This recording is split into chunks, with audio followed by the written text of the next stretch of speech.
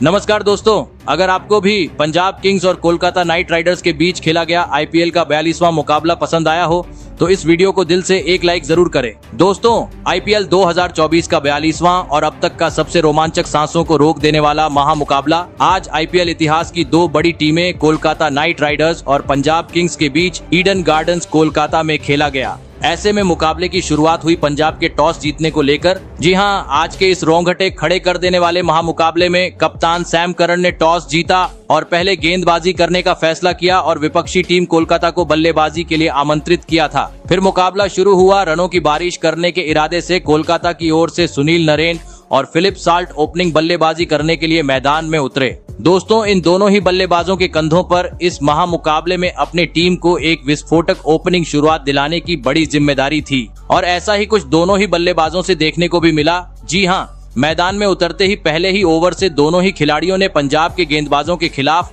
अपने हाथ खोलते हुए बड़े शॉट खेलना शुरू कर दिए और तेज गति से विस्फोटक बल्लेबाजी करते हुए महज 3 ओवर में ही टीम का स्कोर 35 रन के पार पहुंचा दिया।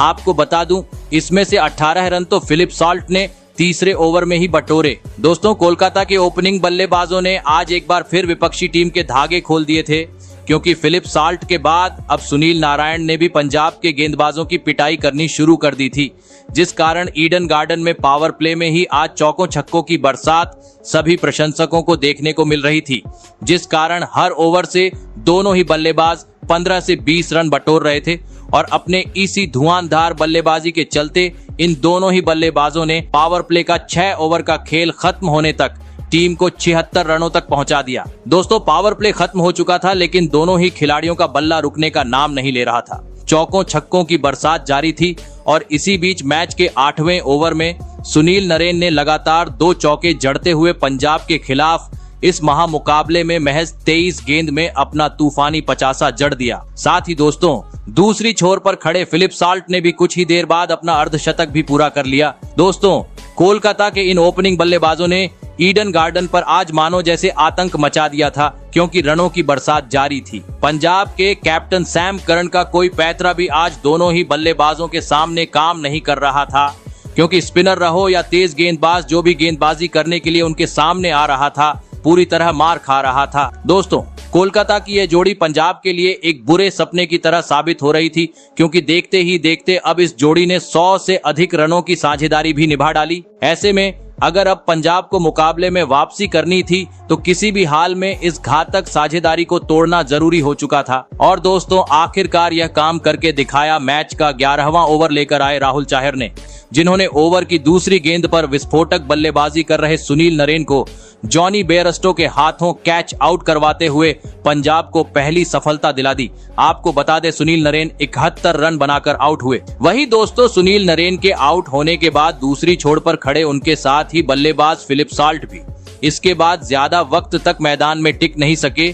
जी हां, भले ही उन्होंने मैच के 13वें ओवर की पहले 2 गेंद पर 2 आसमानी छक्के जड़े, लेकिन तीसरी गेंद पर गेंदबाजी कर रहे कप्तान सैम करन ने क्लीन बोल्ड करते हुए उनका पत्ता साफ कर दिया और कोलकाता को दूसरा झटका दे दिया। आपको बता दे, फिलिप साल्ट 75 रन की बेहतरीन पारी खेल आउट हुए। ऐसे में दोस्तों, 2 बड़े बल्लेबाज पेवेलियन लौट जाने के बाद अब मैदान में उतरे वेंकटेश अय्यर और विस्फोटक बल्लेबाज आंद्रे रसेल। लग रहा था सेट बल्लेबाज आउट होने के चलते अब कोलकाता की रन गति धीमी हो जाएगी, लेकिन दोस्तों, जहां से फिलिप साल्ट और नरेन ने छोड़ा, वहां से इन दोनों ही बल्लेबाजों ने मोर्चा संभाल लिया और पंजाब के खिलाफ अपनी विस्फोटक बल्लेबाजी जारी रखी। लेकिन दोस्तों, मैच का 16वां ओवर लेकर आए पंजाब के गेंदबाज अर्शदीप सिंह ने इस ओवर में कोलकाता को और एक बड़ा झटका दे दिया और इस बार उनके शिकार बने विस्फोटक बल्लेबाज आंद्रे रसेल। बता दूं, आंद्रे रसेल बड़ा शॉट खेलने के चक्कर में कैच होकर पवेलियन चलते बने। ऐसे में दोस्तों,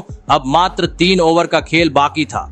मैदान में उतरे कोलकाता के कप्तान श्रेयस अय्यर और आते ही उन्होंने मैच का 18वां ओवर बुरी तरह फोड़ डाला और इस ओवर में 3 स्टेडियम पार छक्के और एक तेज तर्रार चौका जड़ते हुए 24 रन बना डाले। लेकिन दोस्तों अंतिम 2 ओवर में कोलकाता कप्तान श्रेयस अय्यर और नए बल्लेबाज रिंकू सिंह के रूप में और 2 अपने बड़े विकेट गंवा बैठी।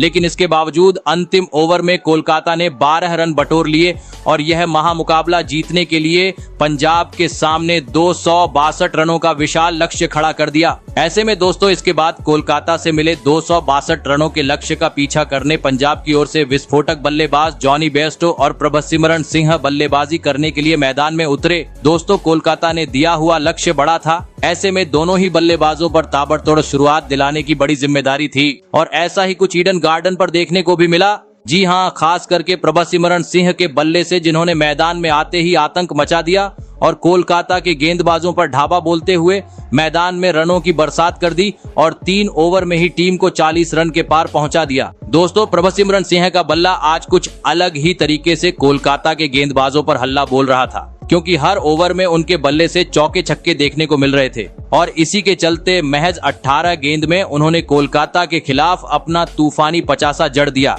वही दोस्तों पावर प्ले के अंतिम ओवर में जॉनी बेयरस्टो का तूफान देखने को मिला, जहां पर उन्होंने गेंदबाजी करने आए हर्षित राणा के परखच्चे उड़ा दिए और इस ओवर में चौकों छक्कों की बरसात करते हुए 24 रन बटोर डाले। लेकिन दोस्तों अंतिम गेंद पर तालमेल के कमी के चलते प्रभसिमरन सिंह अपना विकेट गंवा बैठे और इसी के साथ पंजाब को पहला झटका लग गया। आपको बता दें प्रभसिमरन सिंह 54 रन की आतिशी पारी खेल आउट हुए। दोस्तों पावर प्ले में विस्फोटक बल्लेबाजी के चलते 6 ओवर का खेल खत्म होने तक पंजाब ने आज 93 रन स्कोर बोर्ड पर लगा दिए थे।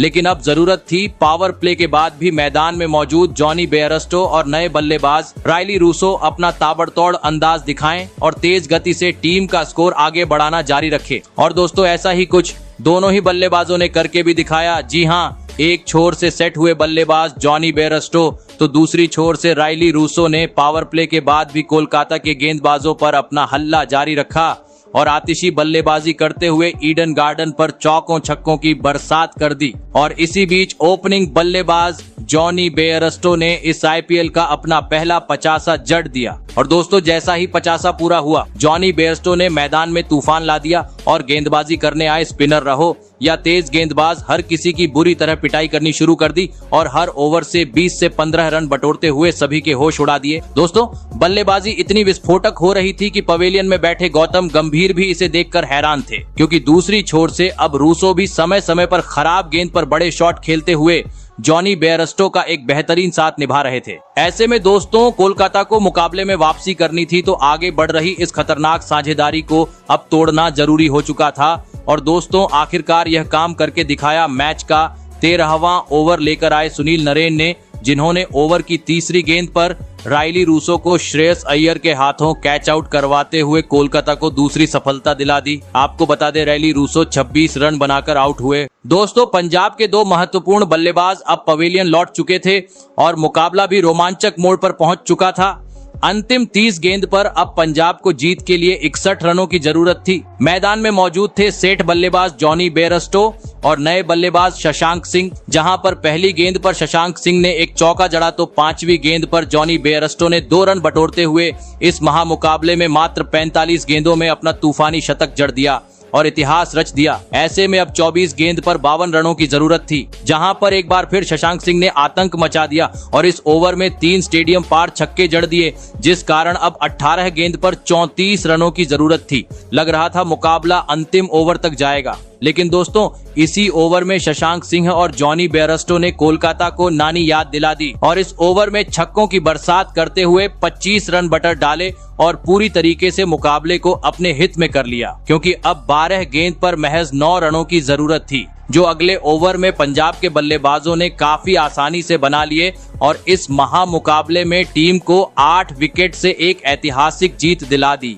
आपको बता दें T20 क्रिकेट इतिहास में आज पहली बार हुआ है जब किसी टीम ने चेंज करते हुए इतना बड़ा लक्ष्य हासिल किया हो। तो दोस्तों आपको कैसी लगी पंजाब की ये बल्लेबाजी, कमेंट करके जरूर बताइएगा। धन्यवाद।